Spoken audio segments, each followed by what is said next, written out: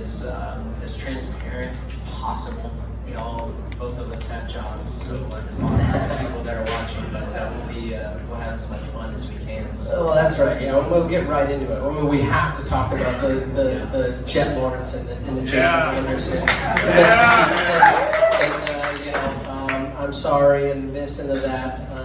Look, I explained it on the show from I think both of our perspectives. I think you have a 20-year-old that lost his cool, and you have Jason riding around the track, riding a complete wide bike, and did exactly what he was supposed to do. And by the way, he's a Supercross champion. So it's I like to see the passion that these guys have. I don't want to see punches thrown, but I also I like to see that stuff, because we know we're going to have shitty conditions at Seattle, clearly, open stadium.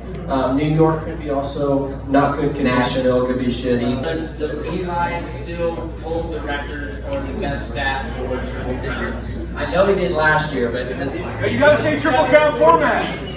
He's won 7. Eli is 50-50. Instagram handle for Rich Lane the Broker. Rich Lane the Broker. Okay. Can Kenny really win the title? Or is he just a top 5 guy? See, why are you trying to ask questions like that? I guess it's a live show. I don't know if Kenny can win a title. I love Kenny to death. I think he's a hell of a competitor. Listen, this is why we do the live show. Their opinion, but I'm doing my job a disservice if I don't say what I'm going to say is I think the best of his championship years have passed him by. So he's just going to have to show me. Do I want? That is the best bike that I ever raced around my professional career. It was unbelievable. Is there any championship you thought that you could have won with a different bike, or was there any championship you won? That's a good question. That was, So I can't really explain that because I never changed manufacturers. Well, was the in Vegas in 09, and then 10 I also struggled. I think I got hurt. I think I broke my leg. But my point is I had a teammate that rode our 450 Kawasaki, right? They were teammates. Same time, same motorcycle. He couldn't ride it. Jake, and he won Western Championship. He did. And then he went on. And what makes me understand it is he went on to ride like 4 different manufacturers after that in his career. And he actually rode a Cowie that Mitch had built that he said was better than our factory bike. So back to that, what makes why this all ties it all together is like, for instance, like I don't know how many times you test clamps, triple clamps. My entire career at Kawasaki, I never tested triple clamps. Rigidity. I mean, you can test offsets, right? But that's very simple. Offsets is like if you want to push it out, you push the front wheel out, and you can bring it in. It's a simple term. And then he took it to his own machinist and machined like a ton of aluminum off the underside of the top triple clamp. I actually got to ride one of these triple clamps before I went to Europe, and I'm like, what happened to this motorcycle? Like, it is way better. Yeah. So my point is, it's like, yes, it comes down to the rider separating himself from the motorcycle. Like, yes, we have factory material, we have factory bikes, we have all these factory things, and it's awesome, and we have everything paid for, and we're flying there, and whatever else, everything's handled. But it doesn't mean it comes down to the motorcycle. fan favorite. Speaking of, we talk about bikes, right? We talk about we've all rode some great bikes. We've all ridden some not so superior. How many Jetts do you guys own? That's not for public disclosure. Well, but glad to have you up here.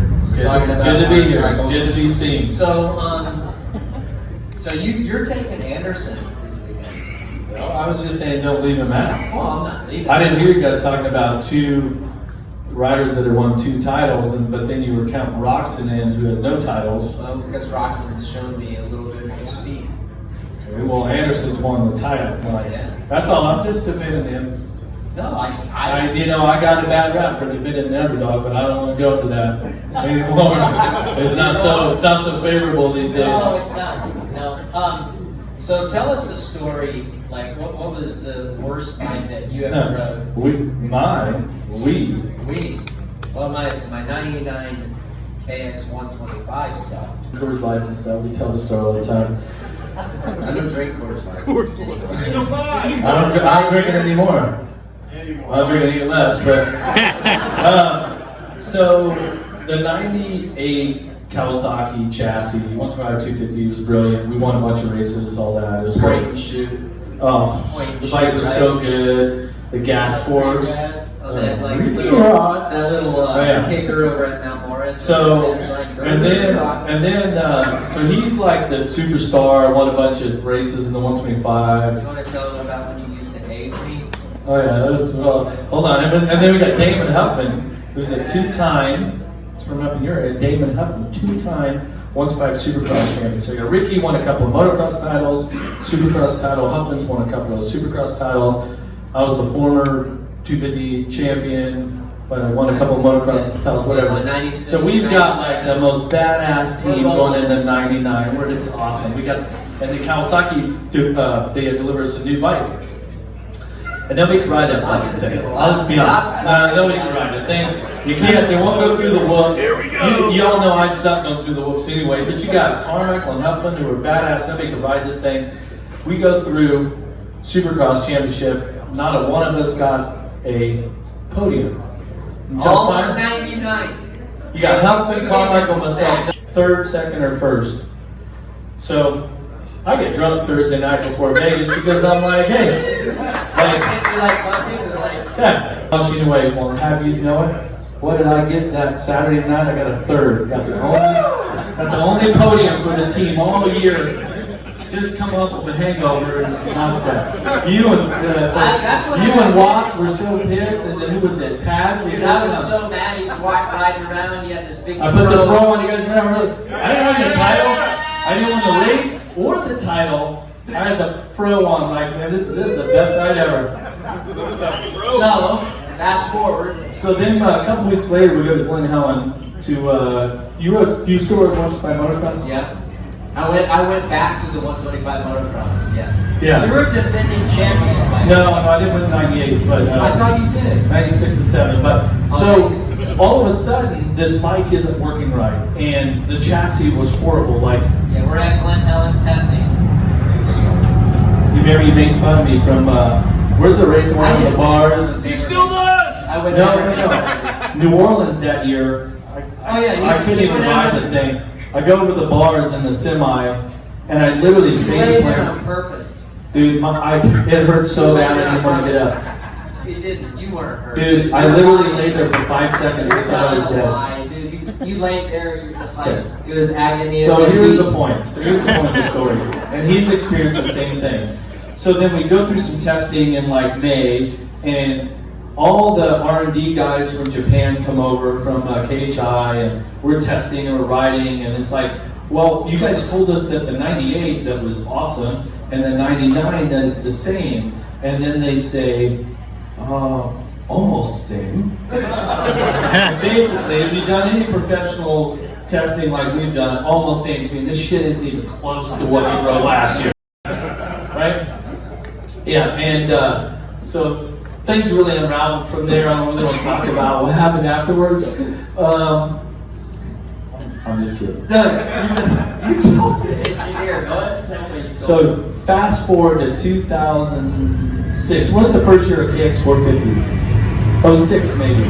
Yeah, 06, yeah. Another one you guys in Jett. 450 was 06. 450 was 06. Yeah. was So late 06. 2005, we fly back to Muddy Creek. I'm working with Kawasaki at the time, and it's the big press introduction. And I said, "Well, when did you start?" And he says, "Well, first project bike, 99 KX 250." And I was like, my eyes go like this. I said, "What the fuck? You were in my racing career? Are you kidding me?"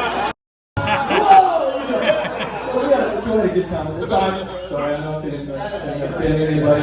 Okay. Oh my God, really? You're just laughing. If I didn't, you're like doing shots of sake and stuff, and we're all moving past it. So. Story time with the throw. So almost saying this shit ain't at all the If same. they say it's So anyway, first practice at Millville, I couldn't ride the bike. Piece of shit thing. Back the bike's high. Can't ride this thing. It's junk. I don't know. What'd you do different? They built the bike the exact same as this new bike. So it'd be new new frame, exactly, new fresh build. They lower the sag 2 millimeters for the next practice, and I come in, it's like, oh, this thing's great, I win both ones. It's like, but 2 millimeters, I don't even check my sag anymore. Like, I don't know, however it comes to Menzo, that's how I run it for the year. Right? For the year. But think about it. So 2 mil, you're gonna lower the sag 2 millimeters. 2 millimeters, that's gonna make the difference between can't ride the bike and wing the wrist. You gotta explain. I don't understand it. It's like putting the Your bike goes like this, the throttle goes like this. It's true, right? That's why I think it's so fucking low in the rear. That's right. Oh, you guys were the sag. My His bike was started really with screwed sag. up. RC's bike was really screwed up. Mine was kind of screwed up. If you look at his whole Cowie, nobody could ride that fucking thing. About 3 inches of suspension in the rear. The seat was cut. Bars and shit like this. Hey, his bars were so freaking low. If those are mine, I would have stopped because I would have, like, the mechanic would have had to fix them. That's how you won Supercross at the end of the day. And What year? I have no idea. Obviously, early 90s. Were you running 250 or 125? No, we were 250s. I don't even remember who we were. So 90 forward. Yeah, for sure. And I'd gotten a fine that day, and I don't remember what the payout was. Maybe it was, what was it to win a national? I know $1,200. Was it? It wasn't very much. It might be 500 now. Yeah, exactly. I thought my fine was like $2,000 or whatever. Maybe it wasn't. But anyways, I go to pay out. I only get a little bit. Maybe they give me $500 because they took out my fine.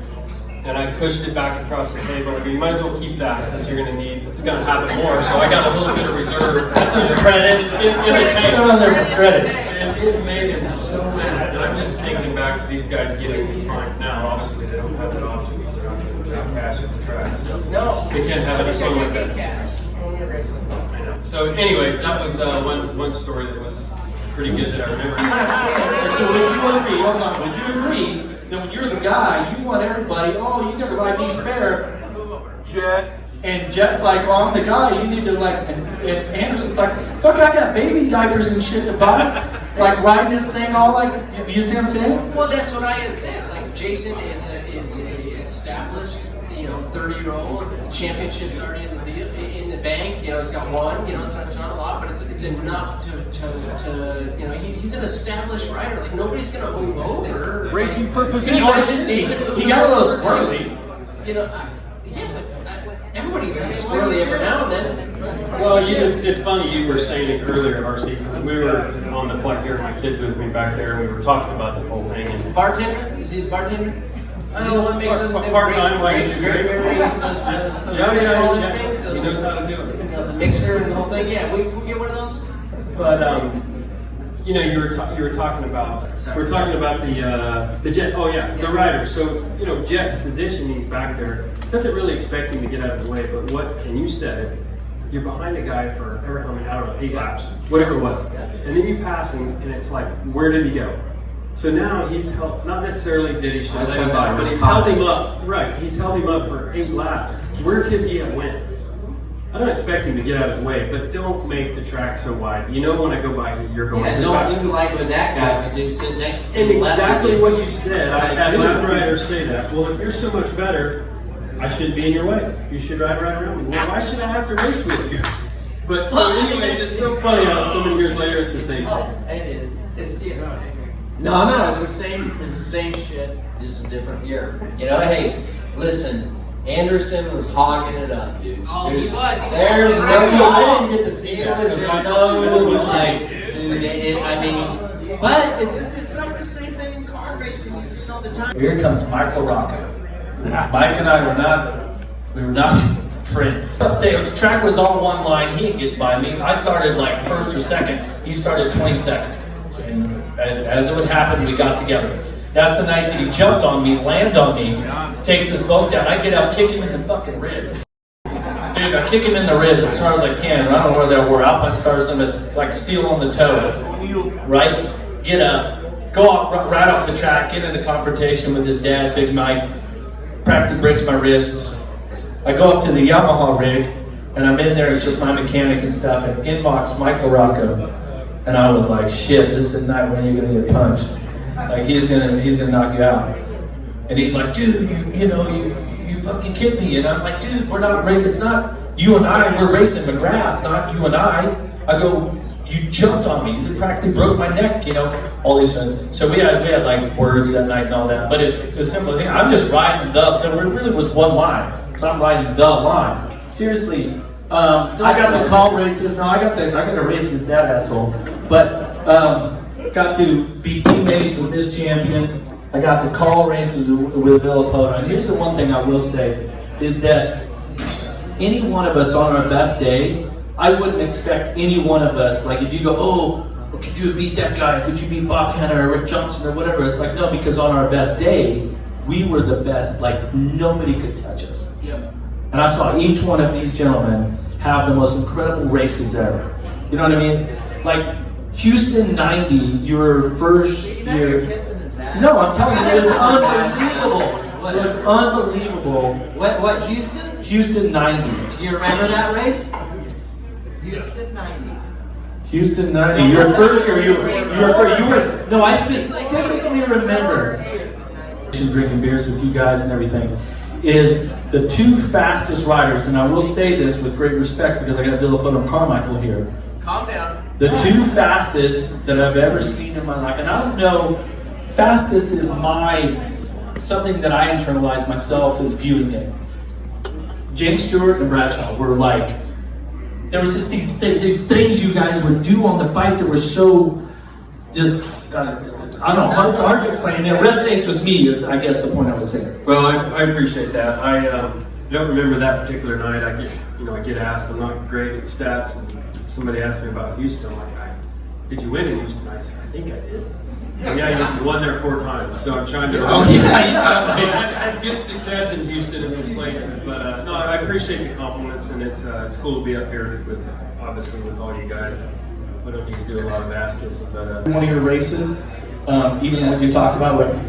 I will say that so good. I look back and I go on YouTube, right? Like I go on YouTube now for the kids, right? The kids are watching, Supercross and watching all this stuff on and they're watching the race, but I'm also listening, right? Like I didn't really watch a lot of my stuff, through racing and all of that, and I want to give a compliment to Ricky also And Reed, and he's like, I can't beat Reed in Vegas. Make the story short, he ends up winning the title. I'm there next to the track, and he's like riding on the track, give him a hug, and he's like, dude, I fucking did it. Can you believe that I did it? Like, he had already won. Was that number 5? That was number 5. So he already won 4. But the emotion that comes out in these times is what was really special. So yeah, because it's so fucking hard to win one, and then you win another. Yes, you won 5, and you had a break on the right. Like those are untouchable moments that you can win this, and that's why, like I the older I get, and I appreciate it more, but I also can dig into everything else that goes into it, and what my mom and dad put into it, and the teams and everything else. Like, dude, to stand on that podium at the end of the fucking year, on top, in 17 rounds, it's ultimate fighting, it's Tour de France, it's all these things that everybody does. It's fucking gnarly. Thank you for everybody for showing up, and Rich also for putting this on. This is his garage, essentially. It's Al's, actually. But thanks for showing up, and let's have some drinks.